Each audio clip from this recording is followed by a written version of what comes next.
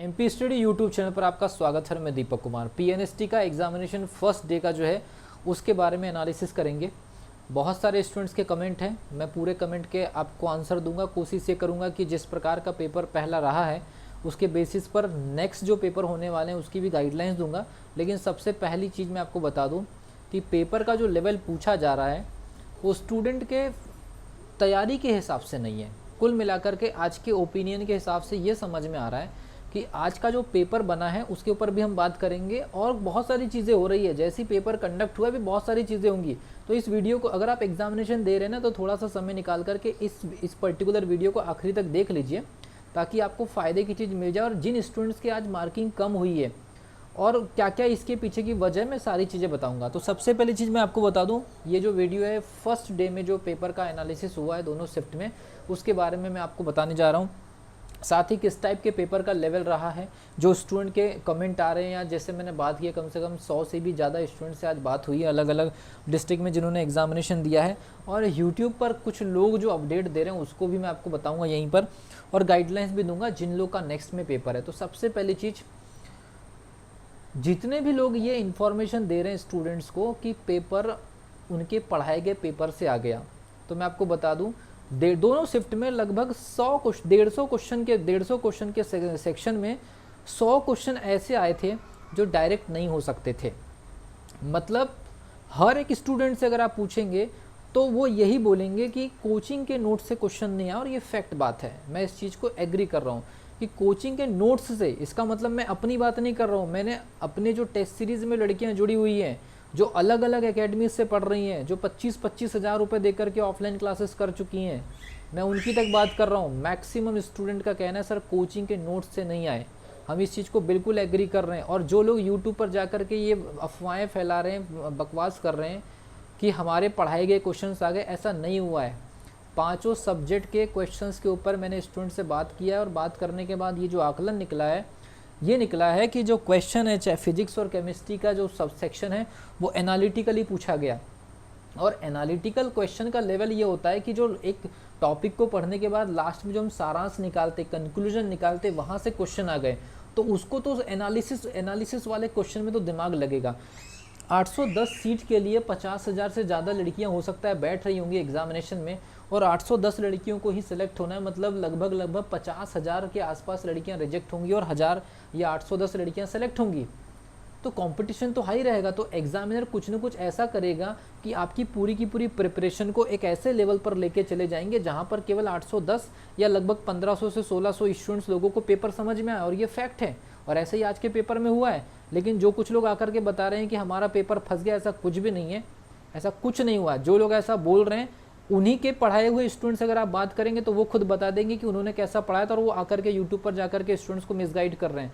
तो ऐसा नहीं हुआ है कि किसी एकेडमी से डायरेक्ट क्वेश्चन आ गए। ये पूरी तरह से यूट्यूब पर गलत अफवाहें फैलाई जा रही कि किसी के पढ़ाए हुए क्वेश्चंस आ गए, क्योंकि क्वेश्चंस के जो लेवल आए हैं वो एनालिटिकल आए हैं। इसका मतलब है कि क्वेश्चंस जो पूछे गए उनको आप एग्जामिनेशन हॉल में ही सोच समझ करके सॉल्व कर सकते थे। हर एग्जामिनेशन में मान लीजिए 150 नंबर का पेपर है तो 40-50 नंबर का जो सेक्शन था ना उसको आप इजीली टैकल कर सकते थे।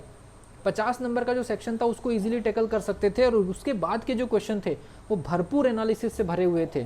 मतलब किसी फॉर्मूले के अंदर भी एनालिसिस था।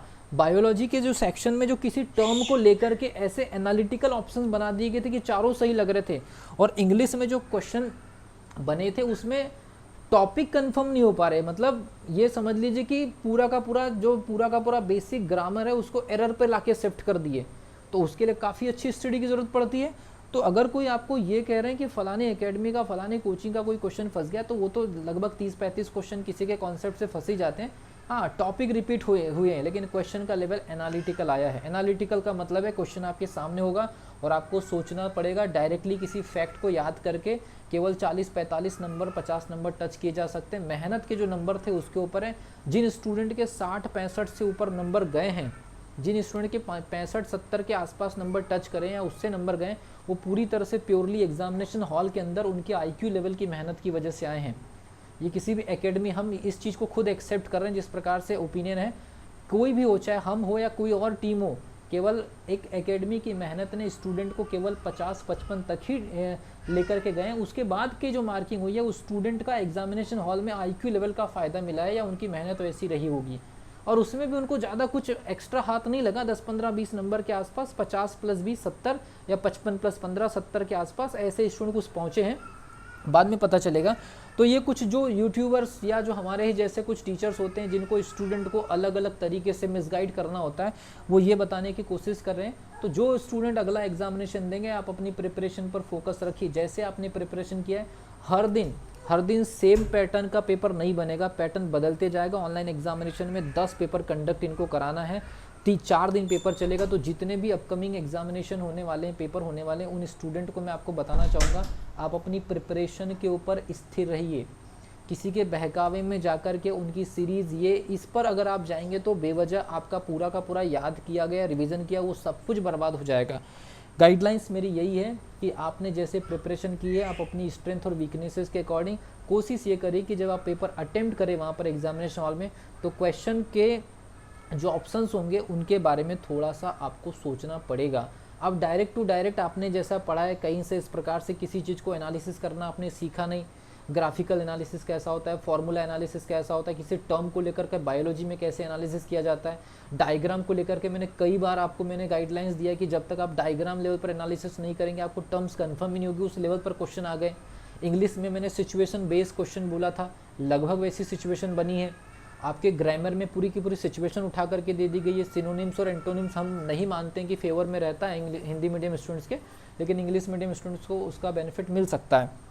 तो अब 50,000 से ज़्यादा लड़कियां बैठ रही हैं और 810 सीट है, तो सीधी सी बात है एक लेवल का कंपटीशन रहेगा। तो आपके लिए कोई हलवा पेपर नहीं बना दिया जाएगा, सभी स्टूडेंट्स को एक ऐसे लेवल पर ला करके रख दिया गया जहां पर जो अपना एग्जामिनेशन हॉल में आईक्यू लेवल अच्छे से यूज़ करेंगी वही अच्छा बेहतर स्कोर कर सकती। केवल फैक्ट, केवल कोचिंग कर लेने से काम नहीं चलेगा, आपको बैठ करके किसी टॉपिक के बारे में सोचना आना चाहिए और किसी कंक्लूजन को निकालते आना चाहिए।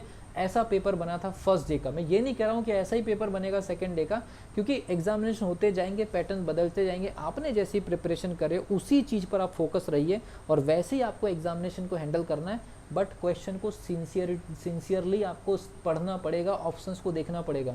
जैसी आपकी हैबिट है डायरेक्ट न्यूमेरिकल कर दिए, 5 न्यूमेरिकल करा दिए, किसी ने 10 न्यूमेरिकल करा दिए, फार्मूला अप्लाई कर दिए, न्यूमेरिकल सॉल्व करा दिए, इससे काम नहीं होगा। आपको उनके फार्मूले का एनालिसिस करना पड़ेगा। बायोलॉजी में डायग्राम के लेवल पर कोई टर्म्स है तो उसको आपको समझना पड़ेगा, कोई सेंटेंस है तो उसमें कितने टाइप की ग्रामेटिकल चीज़ें इन्वॉल्व है वो उसको आपको समझना पड़ेगा।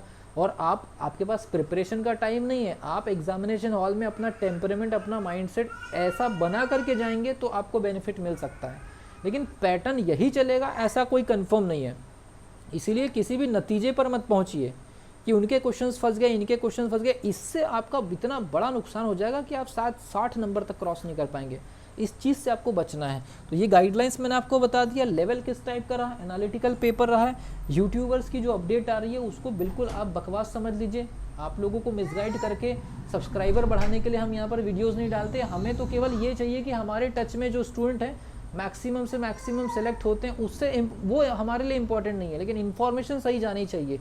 केवल अट्रैक्ट करके, सब्सक्राइबर बढ़ा करके, स्टूडेंट को आकर्षित करके कोर्स बेचने का काम यहाँ पर नहीं होता है। दूसरी चीज़, बहुत सारे स्टूडेंट्स एग्जामिनेशन में पार्टिसिपेट कर रहे हैं, तो एग्जामिनर भी तो उस एग्जामिनेशन को इस लेवल पर सेट करे कि उनको नॉर्मलाइजेशन करने में दिक्कत ना हो। और जिन लोगों का आज एग्जामिनेशन हुआ है, जिनको ऐसा लग रहा है कि मार्किंग कम हुई है, अगर सच में इतने कम लेवल पर मार्किंग हुई है, इसका मतलब है कि फिर इस शिफ्ट में मार्किंग के बढ़ने के चांसेस रहेंगे। लेकिन इसकी सच्चाई केवल ऐसे 100-150 स्टूडेंट के आधार पर नहीं निकाल सकते। वो बहुत बड़ी मात्रा में स्टूडेंट्स एग्जामिनेशन में बैठते हैं। एक दिन के अंदर 2 शिफ्ट हो रही है अलग अलग, इतने सारे जिलों के अंदर, एक जिलों के अंदर 10-10, 15-15 सेंटर, और फिर 2 शिफ्ट, अभी तो कल से शायद 3 शिफ्ट होने वाली है। तो इतने 100-150 के स्टूडेंट के सैंपल के आधार पर मैं सिर्फ एक गाइडलाइन दे रहा हूँ। हो सकता है कि ये चीज़ें अलग हो, लोगों के, स्टूडेंट्स के ओपिनियन अभी अलग तरीके से आ सकते हैं। इसलिए अपनी प्रिपरेशन पर फोकस रहिए। और आज के जो स्टूडेंट है, अगर आपकी मार्किंग 60 के आसपास अगर है, और अगर सच में इतना ही मार्किंग हो पाया है एवरेज, और थोड़ा बहुत 2-4 नंबर इधर उधर हुआ भी है, तो नॉर्मलाइजेशन में फिर इस वाली शिफ्ट वाले को फ़ायदा मिलेगा, क्योंकि हर शिफ्ट से इक्वल अमाउंट के स्टूडेंट को सिलेक्ट कराया जाए, ऐसा कुछ सेट होता है नॉर्मलाइजेशन में। इस आधार पे नंबर का कम ज़्यादा होना डिसाइड रहता है। तो ये चीज़ आपको याद रखना है, कंपटीशन तगड़ा है तो पेपर तो अपने लेवल पर सेट किया जाएगा, बट आपको एनालिसिस करते आना चाहिए पेपर हॉल के अंदर सारे सब्जेक्ट के अंदर। मिलता हूँ अगली वीडियो में, तब तक के लिए wish you all the best.